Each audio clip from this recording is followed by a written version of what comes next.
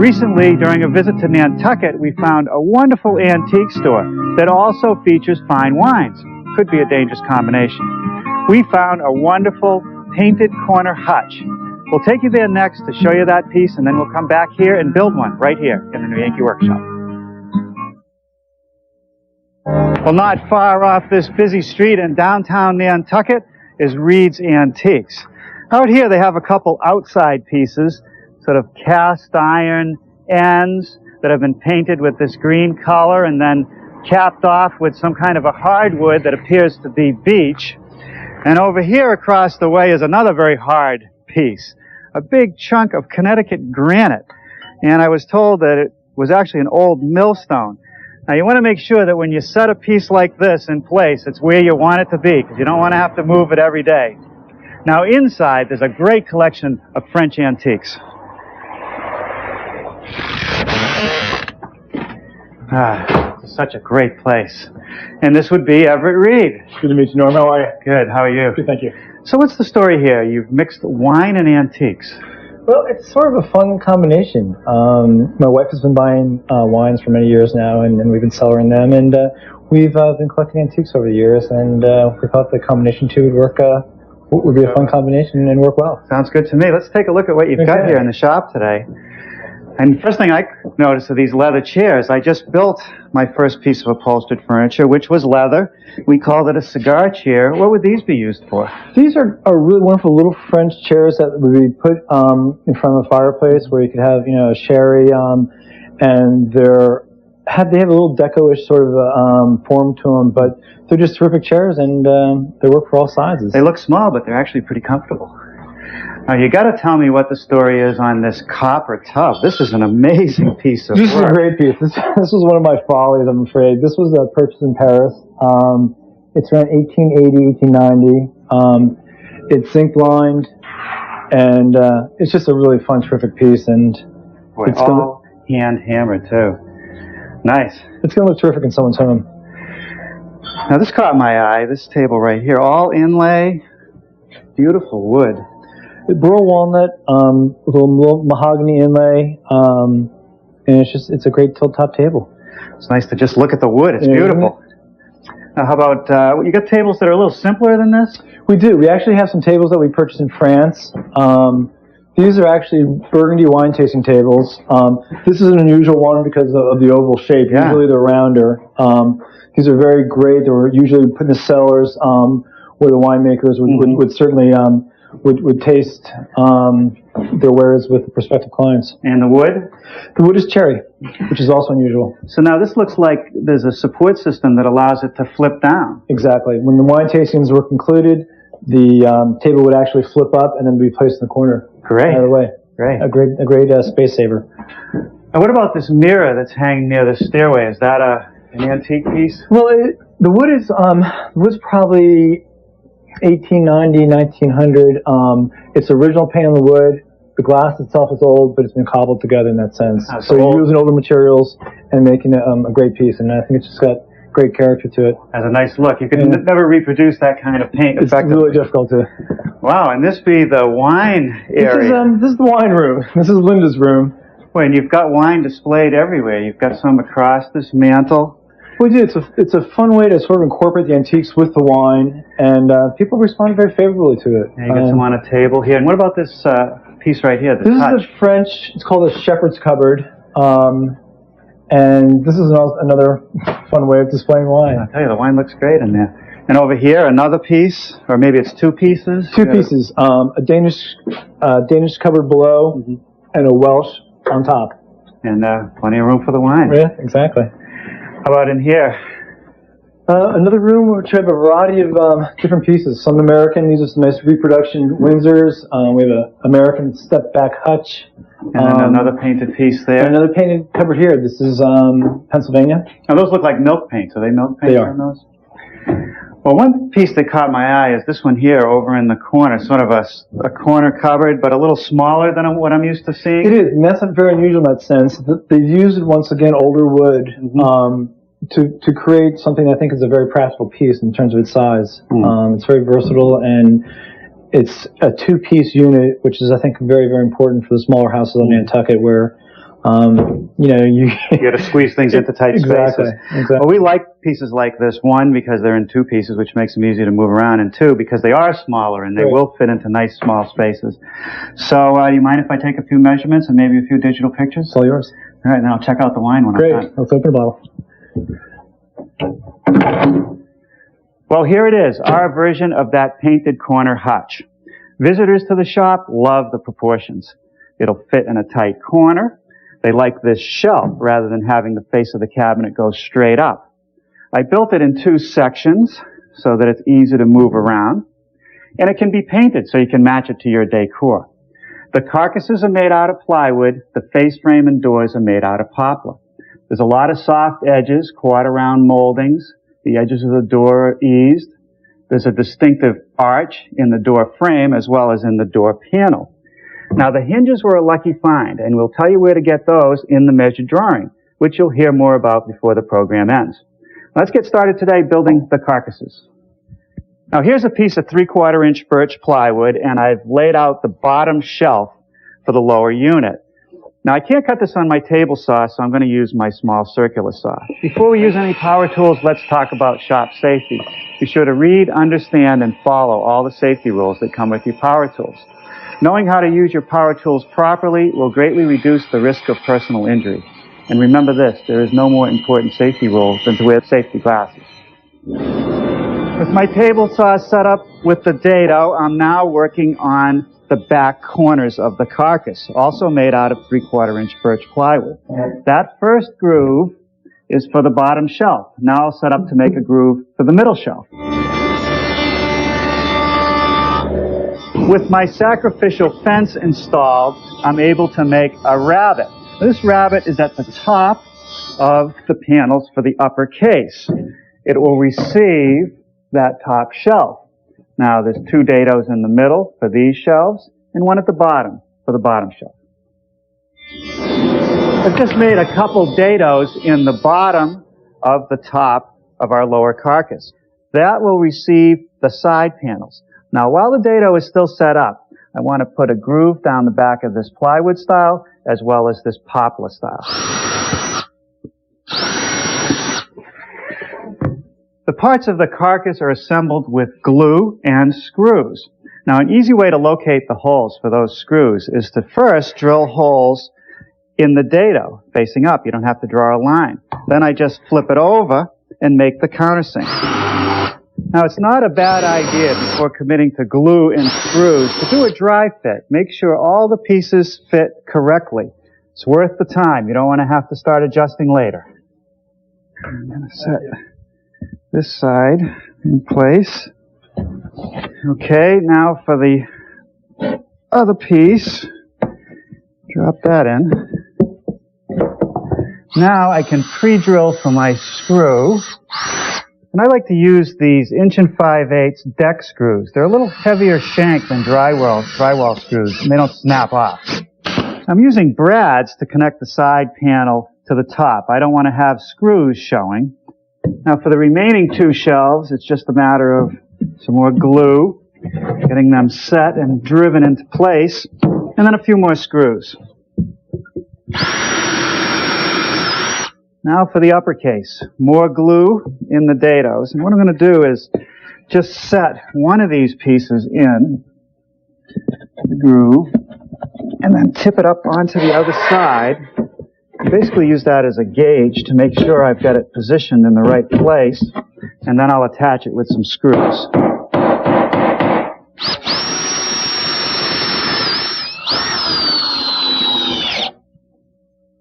The edges of some of the shelves show, so I want to cover them.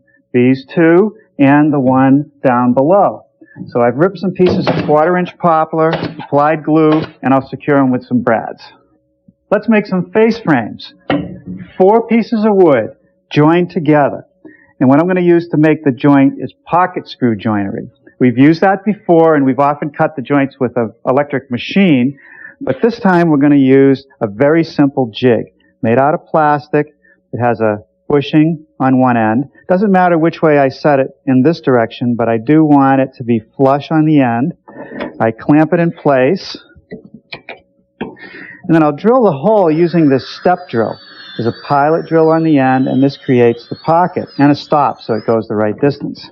Now, there are a couple different types of screws to secure the joint. Each screw has this flat head, and that's very important because all the stress is going to be against that part of the screw. Now, I found that if I try to hold the pieces freehand while I screw them together, they move. So what I like to do is apply a little glue on each end and then set them in some clamps and make sure that everything is nice and even and in the right place. Okay, now I can take it out of the clamps. And I gotta say, I don't know of a better way or easier way to make a really strong face frame. I'm going to set the assembled face frame up against the carcass, and this piece, which has a groove in it, which goes along the corner here. And the issue is that I have to join these two pieces together. So I have to make a mitered cut, 22.5 degrees in this case. Okay, we're getting close. Now when we bevel this piece, the two will come together. Well, let's see how we did. And I'd say once that's glued and nailed, it's going to be fine. Well, now it's time for some assembly, and I'm going to put this piece on first and secure it with some 1.5" brads. Now a nice bead of glue on that miter joint. We'll slip the two pieces together.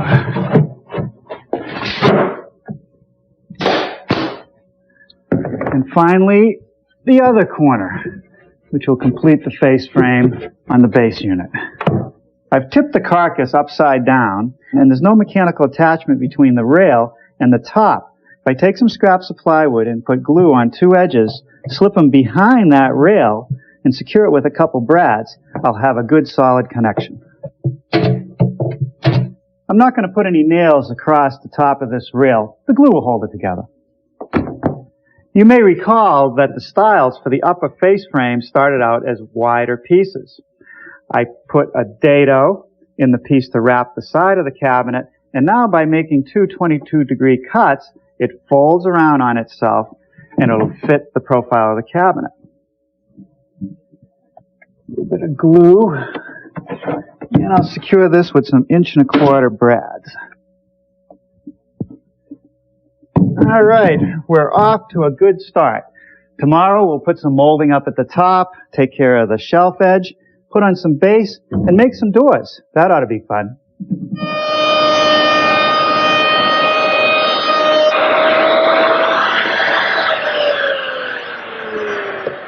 Oh, good morning. I'm getting started today making some of the molding profiles at my router station. I just took a 3/4" radius bit and rounded over this piece of stock. I'll rip the curved part off and use that to wrap this shelf. Now, using the same 3/4" bit I made this piece earlier, I raised the bit a bit to give me this lip, and that'll trim the top.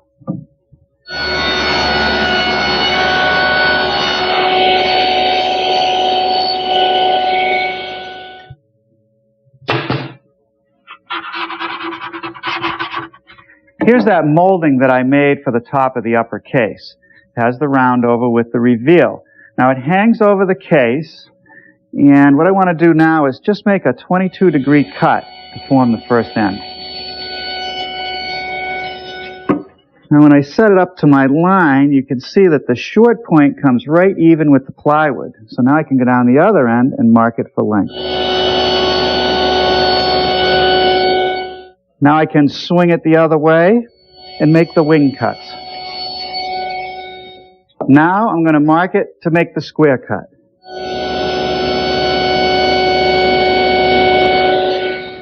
To help prevent this joint from opening up, I'm going to reinforce it with some biscuits. A little glue and a few brads will hold it in place.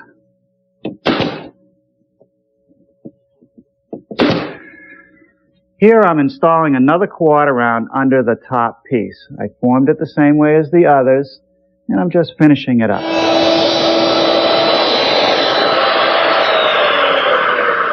I've changed bits to run this profile. It's called a base cap profile for the top of base moldings. I've carefully mitered all the pieces, reinforced the joints with a biscuit, and secured it with some glue and brads. Now these little cleats will help position the upper cabinet when I set it on the base. Let's start working on these doors.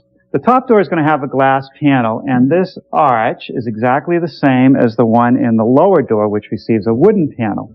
Out on the bench, I've laid out all the stock for the doors, nice thick 7/8" poplar, and I've already started working on one of the top rails. Now before I even started this project, I took a piece of MDF, laid out all the details, and cut it. And I really like using MDF because it's easy to cut and it's easy to make all these details nice and smooth. Now I can take this template, set it on top of the second upper rail that I need to make, center it, trace the shape, we'll cut it at the bandsaw, and we'll smooth it at our drum sander. I thought I'd bring this door over to the router table to show you the various steps we're going to go through. The first step is to make this little quarter round detail with this reveal on all the rails and stiles. So I've set up a 1/4" radius bit in the router table, and we're ready to go. Let's take another look at our prototype. The next step we have to do is make that quarter round on this arch. I could do that with a handheld router, but since I have the bit already set up in the table, I'm going to use it. I've removed the fence so I have plenty of clearance to pivot this piece around. The important part about this procedure is to have a pivot pin. I want to bring the wood to the pin first, then bring it into the bit. If I were to just to try to come into the bit, it might catch and throw the work back. This way, I have more control. Now, once I get started and I'm up against that ball bearing, the pin is not important. I just guide it along the edge of the wood. And also, I want to keep my hands clear of the bit. The next step is to make this 1/4" wide, 1/8" deep groove on the rails and stiles. So I've set up a 1/4" spiral bit. I can run all the straight pieces through the router table. To make that 1/4" groove in this shaped rail, I made a template out of some MDF. I've set up my router with a collar and that same 1/4" bit. I'll guide the collar against the template to cut the detail. Now the router leaves rounded corners. I want to sharpen those up, just using a good chisel. Let's take another look at the prototype door. Just as with the antique, I'm going to plow out some material in this top rail to receive the glass panel. So I have yet another template made out of MDF, same collar and router bit that I just used, except it's set a little bit deeper. The rails and stiles for the lower door require this groove to receive the panel. So I've set up the router station with a 1/4" slot cutting bit. Just as before with the curved top, I can't use the fence.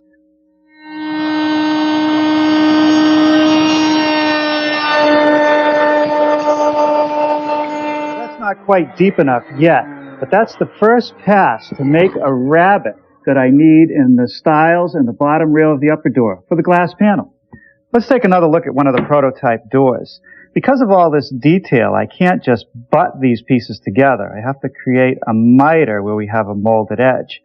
So I have to remove material from the stile and clip the corners on the rail.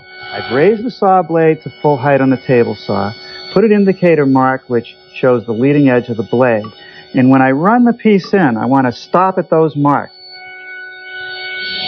Now I have to make the miter. So I've tipped the saw to 45 degrees, raised the blade so it's going to come just shy of that line, and I'll guide the piece through with my miter gauge. Now I can just snap off this piece and clean it up with a chisel.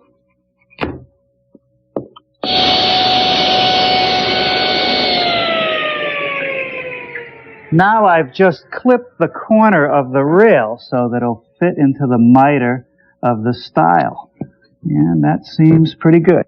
Now I can begin to form the panel for the lower door here at the bandsaw. Well, now it's time to raise the panel or put that bevel around the edges. So I've installed a panel raising bit in the router and a start pin to get it started safely. I've slowed the router down to 10,000 RPMs. I want it running as slowly as possible with a big bit like that. And I'm putting this guard in place I want to make sure my hands are far away from that bit and that no chips can fly out at me. Now that I've taken care of the curved edges, I can do the straight sides with a conventional setup. Now the router removes most of the material in this corner, but the rest of it's done with a good sharp chisel. Well, good morning. We didn't quite finish up everything last night, so this morning we'll complete the project. I finished shaving out the panel so that that's complete. I took some time to cut pocket screws in all the rails of the doors. I've already assembled the top one, and now I'm ready to put this bottom one together. Same procedure as with the rails. A little bit of glue, and we'll clamp it and screw it together. To treat the corners on the door, on the outer edges I'm using a 3/8 inch radius bit to round it over and leave a little shoulder. With my rabbiting bit set up in the router table, I'm able to make this 1/4 inch by 3/16 rabbet, which allows the door to fit inside the face frame. And with that, the woodworking is done. Now it's time to paint this piece.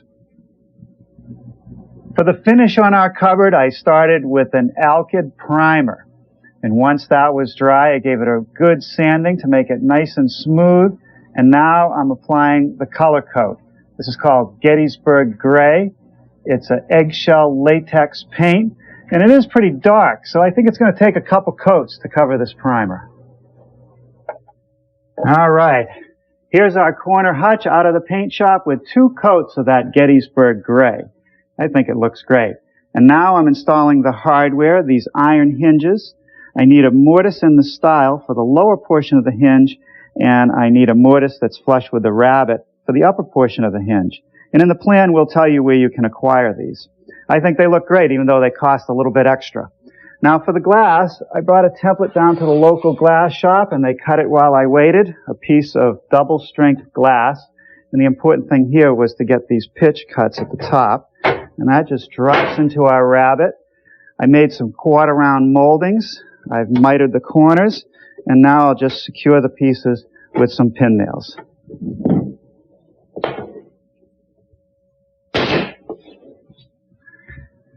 Well, here it is, one painted corner hutch with its curved top door, iron hardware, glass panel, and a fresh coat of historic color. Ready for your living room or any place that fine furniture resides. Now let me show you what we're going to build next time. It's called a French side table. We found the antique that inspired it in a private collection on the island of Nantucket. It's made out of solid walnut with these graceful cabriole legs. And it's a great size. It could be in the living room or even used as a bedside table. So come on, join us next time and build one along with us right here in the new Yankee workshop.